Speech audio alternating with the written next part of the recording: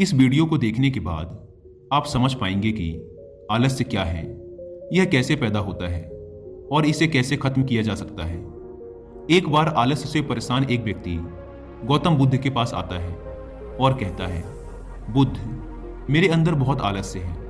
मैं इस आलस्य की वजह से अपने जीवन में वो सब कुछ नहीं कर पा रहा जो मैं करना चाहता हूँ। इस आलस्य ने मुझे बहुत परेशान कर रखा है। इसकी वजह से मैं अपने जीवन में उन्नति नहीं कर पा रहा हूँ। कृपया आप मुझे इस आलस्य से छुटकारा पाने का कोई तरीका बताएं। यह सुन गौतम बुद्ध मुस्कुराते हैं और उस आलसी व्यक्ति से कहते हैं, तुम्हें कैसे पता कि तुम्हारे अंदर आलस्य है? उस आलसी व्यक्ति ने कहा, बुद्ध, केवल मैं ही नहीं बल्कि मेरा पूरा परिवार भी यही कहता है कि मैं एक आलसी व्यक्ति हूँ।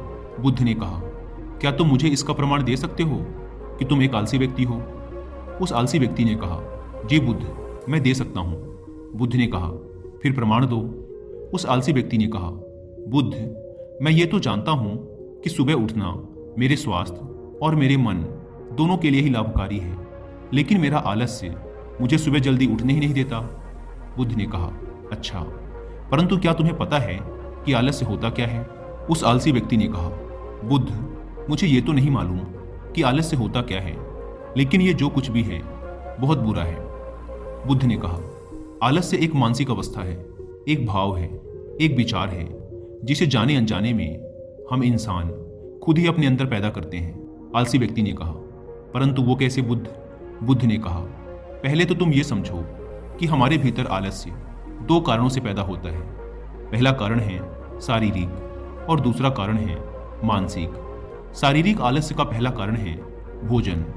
जब हम कोई ऐसा भोजन ग्रहण करते हैं जिसमें खुद कोई जीवन नहीं है, तो ये भोजन हमारे शरीर के लिए बोझ बन जाता है और फिर यह हमारे अंदर आलस्य पैदा करता है, क्योंकि हमारा शरीर भोजन से मिलने वाली ऊर्जा के सहारे चलता है और फिर हम इसे जैसा भोजन देते हैं वैसे ही ऊर्जा हमारे शरीर को भी प्राप्त होती है। इसलिए अगर तुम आलस्य से बचना चाहते हो तो आसानी से पचने वाले और सीधे प्राकृतिक से प्राप्त होने वाले भोज्य पदार्थों को अपने भोजन में शामिल कर दो। शरीर के स्तर पर आलस्य का दूसरा कारण है गलत तरीके से चलना, गलत तरीके से बैठना और गलत तरीके से लेटना। गौतम बुद्ध ने आश्रम के भिक्षुओं की तरफ इशारा करते हुए उस आलसी व्यक्ति से कहा, अगर तुम ध्यान से देखो तो तुम्हें आश्रम के इन भिक्षुओं के चलने, बैठने और लेटने की अवस्थाओं में एक विशेष प्रकार का संतुलन नजर आएगा। जब ये चलते हैं तो इनके पैरों के बीच एक तालमेल होता है। जब ये बैठते हैं तो इनकी रीढ़ की हड्डी एकदम सीधी होती है और गर्दन थोड़ी सी ऊपर होती है, और जब ये लेटते हैं तो इनका शरीर एकदम शिथिल होता है। इनके शरीर के किसी भी अंग पर कोई तनाव नहीं होता, जिसके कारण ये एक गहरी और आरामदायक नींद ले पाते हैं। उस आलसी व्यक्ति ने पूछा, बुद्ध, क्या पर्याप्त नींद लेना भी उतना ही जरूरी है? बुद्ध ने कहा, ना कम ना ज़्यादा, हमेशा ही पर्याप्त मात्रा में सोना लाभकारी होता है। अगर तुम आज रात पर्याप्त नींद नहीं लेते तो तुम्हारा कल का पूरा दिन थकान और आलस से भरा होगा। इसलिए पर्याप्त नींद भी उतनी ही जरूरी है। आलसी व्यक्ति ने कहा, हाँ बुद्ध, ये तो मैंने भी महसूस किया है। बुद्ध ने कहा, शरीर के स्तर पर आलस्य का तीसरा कारण है सुबह जल्दी ना उठना। यह सुन उस आलसी व्यक्ति ने कहा, हाँ बुद्ध, मैं तो सुबह जल्दी उठ ही नहीं पाता हूँ। बुद्ध ने कहा, तुम सुबह जल्दी तब उठ पाओगे जब तुम रात में जल्दी सोओगे।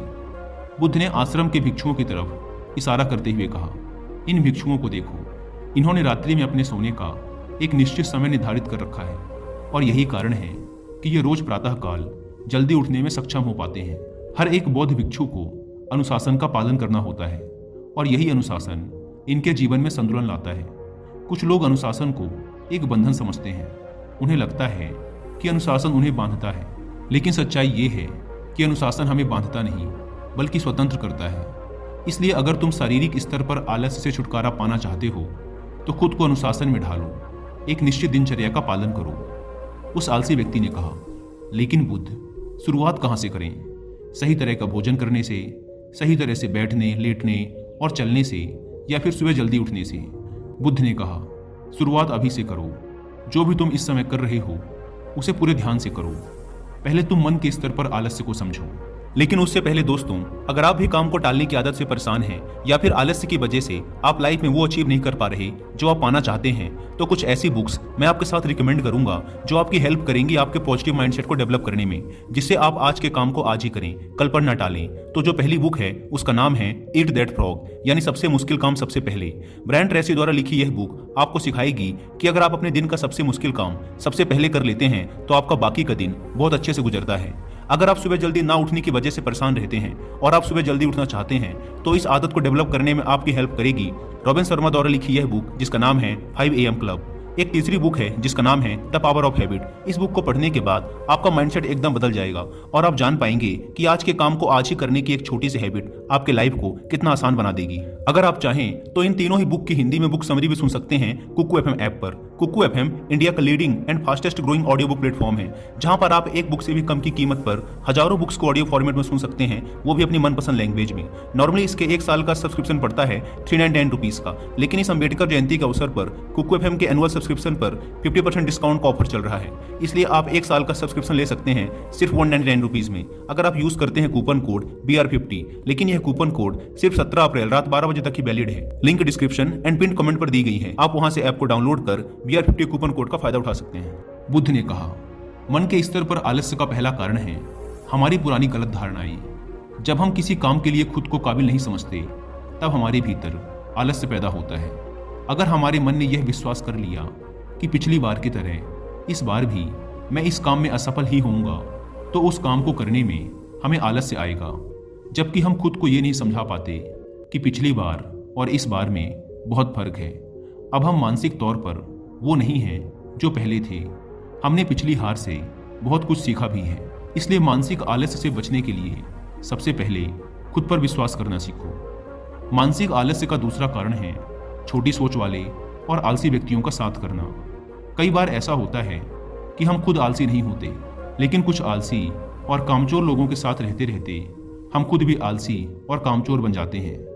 यह सुन उस आलसी व्यक्ति ने कहा, हाँ बुद्ध, ये तो मैंने भी महसूस किया है। बुद्ध ने कहा, तो सबसे पहले आलसी और कामचोर लोगों की संगति में रहना छोड़ो।